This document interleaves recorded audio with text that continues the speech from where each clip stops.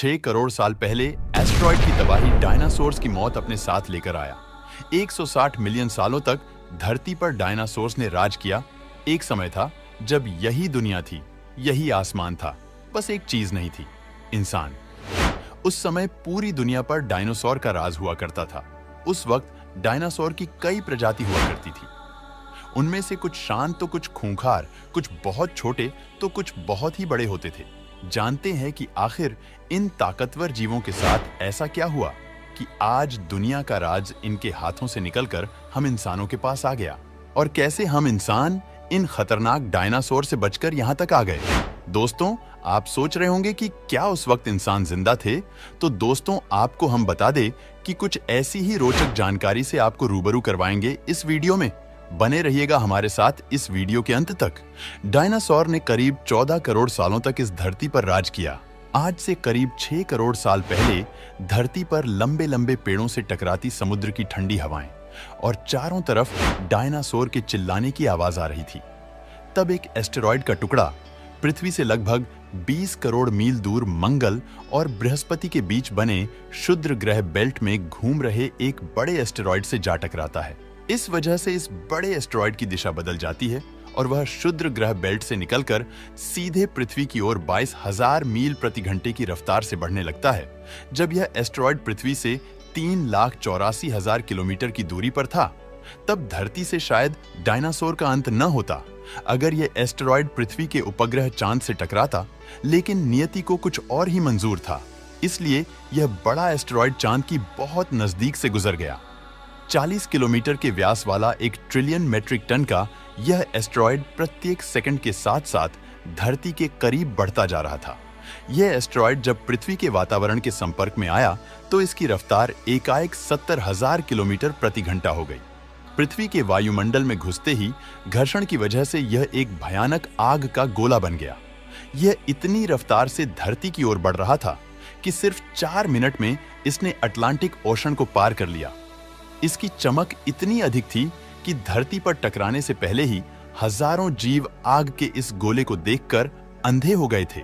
वह उसकी भयानक गर्मी को महसूस कर रहे थे।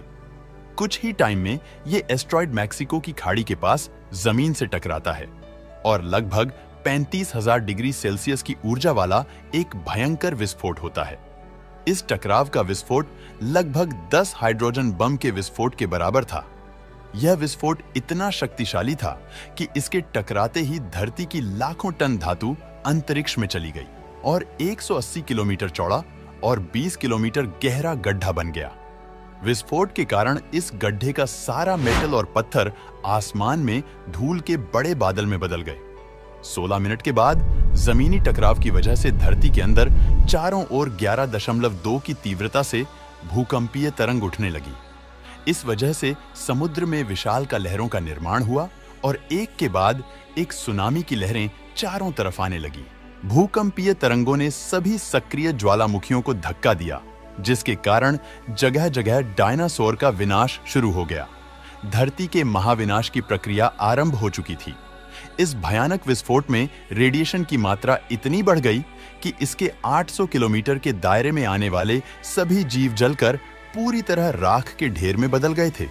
महाविनाश में उड़ने वाले डायनासोर इन जमीनी खतरों से तो बच निकले, लेकिन ये तो महाप्रलय की बस शुरुआत मात्र थी।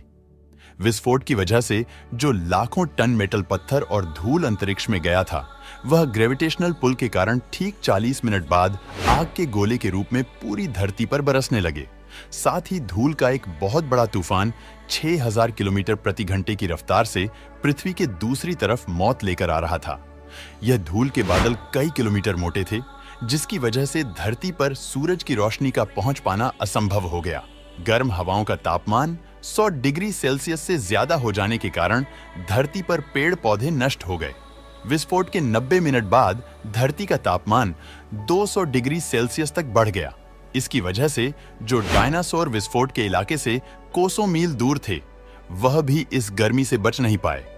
इस महाप्रलय से धरती की कुल 90% प्रजाति पूरी तरह खत्म हो गई थी और जो 10% जीव धरती पर बच गए थे और जो बड़े और विशालकाय जीव जीवित बच गए थे, उन्हें भरपूर मात्रा में खाना पीना न मिल सका, लेकिन यह महाप्रलय किसी अन्य जीव के लिए फायदेमंद साबित होने वाला था।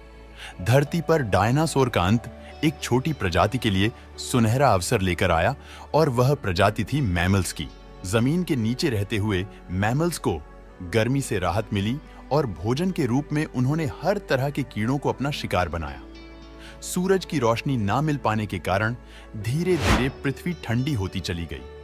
अब तक बचे थे तो केवल 5% जानवर, जिनमें से ज्यादातर मैमल्स के परिवार से संबंध रखते थे। प्रलय का प्रभाव कम होने के बाद धरती पर एक बार फिर वातावरण ने सामान्य होना शुरू किया। एडेप्टिव रेडिएशन के चलते ये मैमल्स इवॉल्व होना शुरू हो गए और इनमें से कई नई प्रजातियां ने जन्म लेना शुरू किया। इसी प्रक्रिया की वजह से लगभग 5.5 करोड़ साल पहले बंदरों ने जन्म लिया।